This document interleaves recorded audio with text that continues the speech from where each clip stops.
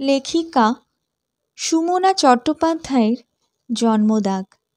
সৌন্দর্য ছাড়া সত্যের প্রকাশ ভয়ঙ্কর, তাই দামি মেকআপের আড়ালে একটা কদর্য সত্য ঢেকে ফেলার চেষ্টা করছে রূপান্বিতা সেন। ঠিক যেমন করে বিয়ের প্রথম প্রথম ঠোঁটের কালো ক্ষত ঢেকে ফেলত রূপান্বিতা গাঢ় মেরুন রঙের লিপস্টিক দিয়ে। সেটা ছিল স্বামীর আদরের দাগ, প্রেমের স্পর্শ।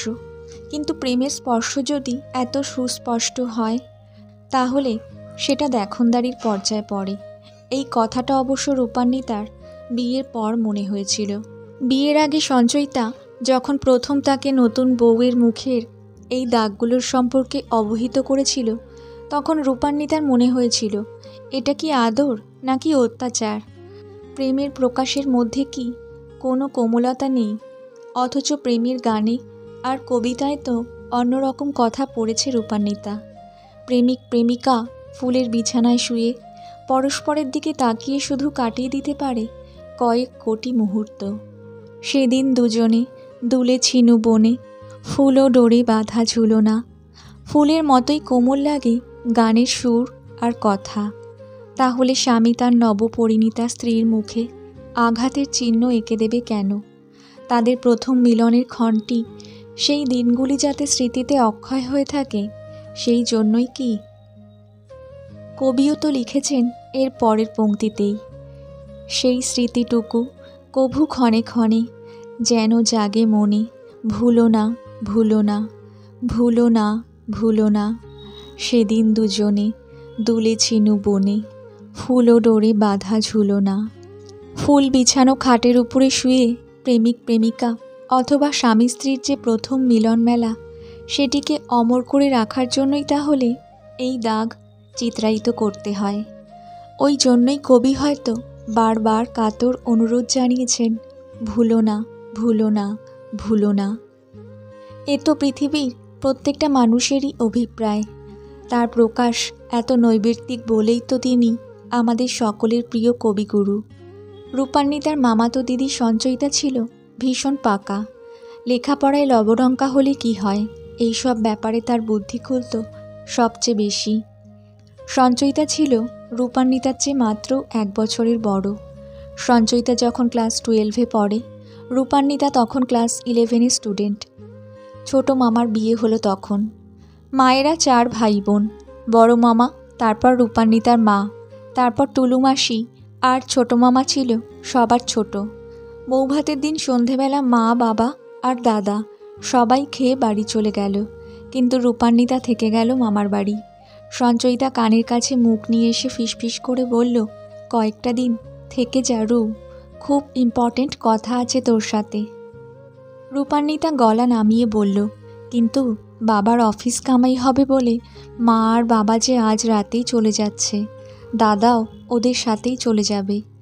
ওর ফুটবল ম্যাচ আছে, আমাকে তাহলে একাই থাকতে হয়। মা বাবা যদি রাজি না হয়, এটাই ভাবছিল রূপান্বিতা। বলল, তুই আমাকে ফোনে কথাগুলো বলতে পারবি না দি? সঞ্চয়িতা মুখ দিয়ে বিরক্তিসূচক শব্দ করল, এসব কথাগুলো থিওরিটিক্যালি বোঝানো যায় না, বুঝেছিস তো? প্র্যাকটিক্যাল ক্লাস নেওয়ার দরকার। রূপান্বিতার একদিকে প্রচণ্ড কৌতূহল হচ্ছিল, অন্যদিকে পড়ার ক্ষতি হবে বলে ভয় পাচ্ছিল। এখন স্কুলে গরমের ছুটি থাকলেও বাড়িতে বাবার কাছে বসে পড়ার তো কামাই নেই। তাছাড়া মায়ের কাছে বসে গান শেখাও আছে।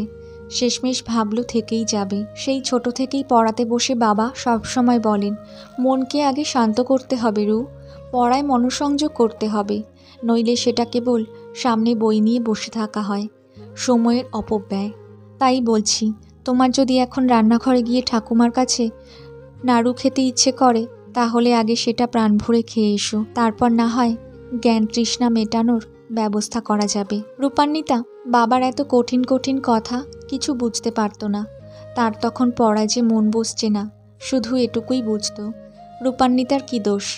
রান্নাঘর থেকে তখন যদি মালপো ভাজা অথবা নাড়ুর পাক দেওয়ার মিষ্টি গন্ধ বেরোয়, তাহলে মন তো উসখুস করবেই।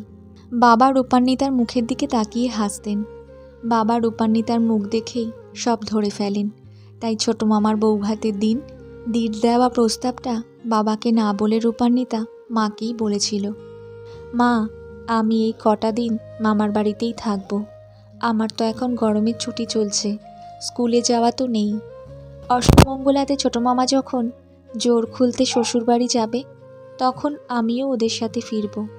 ছোটো মামার শ্বশুরবাড়ি শকুন্তলা পার্ক, আর রূপান্বিতার বাপের বাড়ি সরসোনা। মামার বাড়ি ঠাকুরপুকুরের সত্যেন পার্কে। সত্যেন পার্ক থেকে শকুন্তলা পার্ক যাবার পথে সরসোনাতে রূপান্বিতাকে ছোটো মামা নামিয়ে দেবে, এরকম একটা প্রস্তাব দিদার কাছে আগে ভাগেই দিয়ে রেখেছিল দুই বোনে মিলে। দিদা হলো সবার ওপরে, দিদার কথা মা ফেলতে পারবে না। তবু মা একবার বলেছিল, গরমের ছুটি, শীতের ছুটি, এগুলোকেই তো কাজে লাগাতে হয় রু। এই সময় গান, কবিতা এইসব চর্চা করে নিজেকে সমৃদ্ধ করে নিতে হয়। বইয়ের পড়াগুলো এগিয়ে রাখার জন্য এটাই তো আদর্শ সময়। রূপান্বিতা বলল, গান, কবিতা, নাচ এগুলো এখানে থাকলেও চর্চা করা যাবে মা, বরং বলতে পারো ভালো করেই হবে।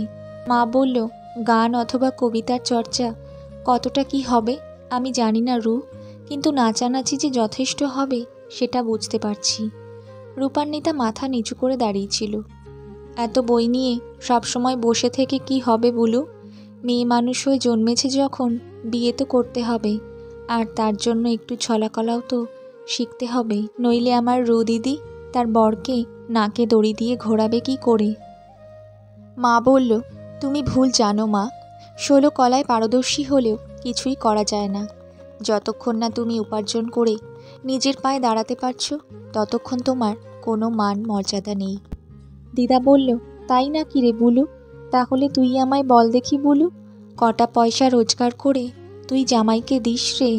সংসারে তোর কর্তৃত্ব তো আমি কম দেখি না। জামাই কটা লুচি খাবে সেটাও তো তুই ঠিক করে দিস। দীপুর সাথে বেশি কথা বলতে দেখলেও তুই দেখতাম তাড়া লাগাতিস। দীপু মাসি মামার বাড়িতে ঠিকই কাজ করত, সে একটু বেশি কথা বলতো, তার বিয়ে হয়নি। সবাই বলতো দীপু মাসির স্বভাব চরিত্র ভালো না। মা সেই কথার উল্লেখ করে বলল, অন্য লোকেরা বেশি টাকা মাইনে নেয়, দীপুকে কিছু টাকা কম দিতে হয় বলে বৌদি তাকে কাজে রেখেছে। কিন্তু ওই বাচাল মেয়েটার সাথে বকবক করা কি কোনো কাজের কথা? দীপুও এটা ওটা কথা জিজ্ঞাসা করছে, আর উনিও উত্তর দিচ্ছেন। কিন্তু আমারই তো উচিত রুয়ের বাবাকে সাবধান করে দেওয়া। বদনামের দাগ লাগলে লোকে তো তখন আমাকেই দুষবে।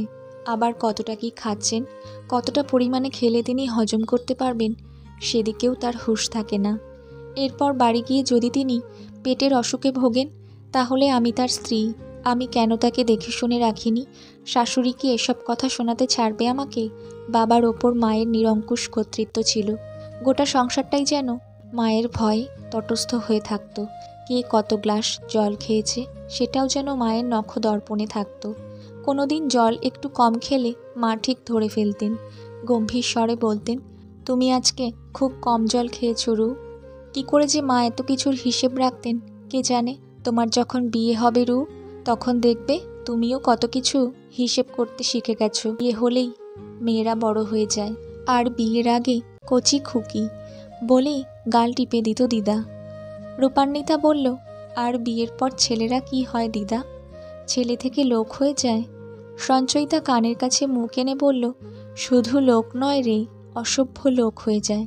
সেটা দেখাবো বলেই তো তোকে থেকে যেতে বলছি। ফুলশয্যার পরদিন সকাল হতে না হতেই তাকে ধাক্কা দিচ্ছে সঞ্চয়িতা। রূপান্বিতার তখনও ঘুম কাটেনি, অনেক রাত অবধি হইচই হয়েছে গতকাল। ঘুমের ঘোরে রূপান্বিতার মনে নেই যে সে মামার বাড়িতে আছে। বলল, আহ মা, স্কুল তো এখন ছুটি, এত সকালে উঠে কি হবে? সঞ্চয়িতা বলল, আমাদের বাড়িতে এসেও তুই স্কুলের কথা ভাবছিস রু? ধন্যি তোর অধ্যাবসায়। আচ্ছা রু, পাঠ্য বই পড়ে তুই বাস্তব জীবন সম্পর্কে সঠিক ধারণা করতে পারবি? বোকা মেয়ে একটা। বইতে কি সব লেখা থাকে রু? বিদ্যাপতি অত বড় একজন কবি, তিনি কি লিখেছেন? জনম অবধি হাম রূপ নেহারুলু, নয়ন না তিরোপিত ভেল, লাখো লাখো যুগ হিয়ে হিয়া রাখিল, তবু হিয়া জুড়ন না গেল। প্রথমত লাখ লাখ যুগ তো বেঁচে থাকাই সম্ভব নয়, তার ওপর দুজন দুজনের মুখের দিকে তাকিয়ে থেকেই শুধু জীবন কাটিয়ে দেবে, এরকম আবার হয় নাকি? সেটাই তককে তককে থেকে দেখল সঞ্চয়িতা আর রূপান্বিতা। মামি যখন দরজা খুলে বেরোলো তখন তার সিঁদুর লেপ্টে আছে সারা কপাল জুড়ে। আজকের পর্ব এই পর্যন্তই। দ্বিতীয় পর্ব আমি আগামীকাল পোস্ট করব। ধন্যবাদ।